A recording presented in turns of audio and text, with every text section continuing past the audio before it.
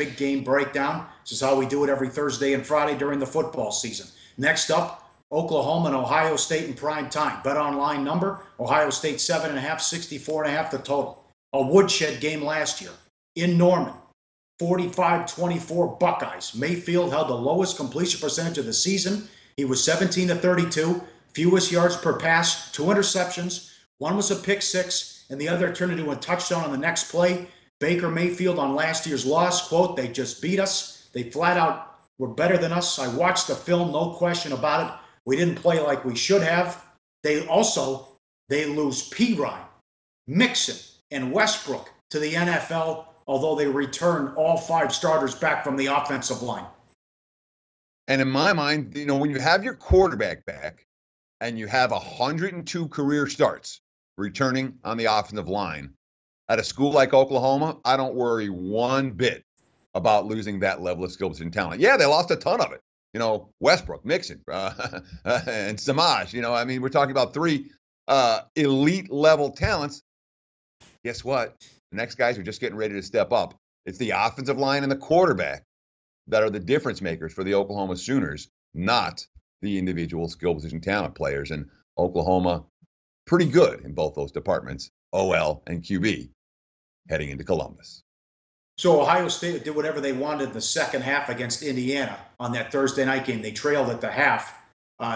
Barrett threw for 304 yards. J.K. Dobbins had 181, 6.2 yards per carry.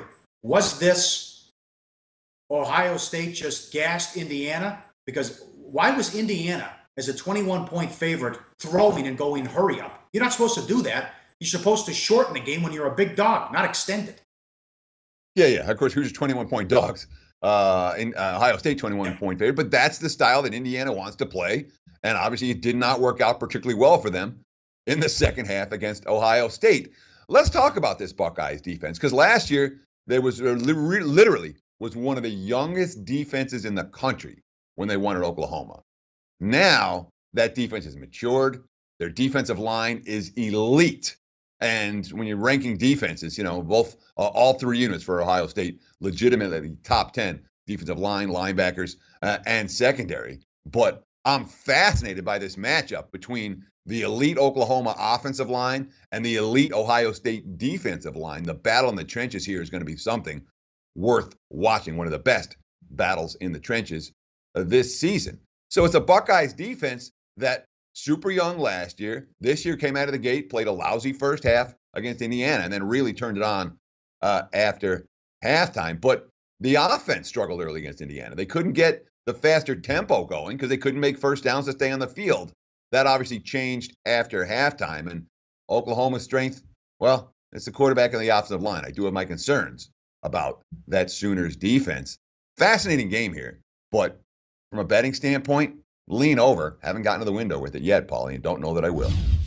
Hey, guys, for the full video, go to sbrpicks.com. Hey guys, thanks for tuning in to our channel. Now, we've put a lot of work into producing all these free videos, so please help us out and keep all our content free for you forever by simply liking, sharing, commenting, and subscribing. Now, not to mention, a visit to our industry-leading website will warm the hearts of all our SBR employees, especially myself. Now, the links are over there to the left, so do check those out. Thanks for watching.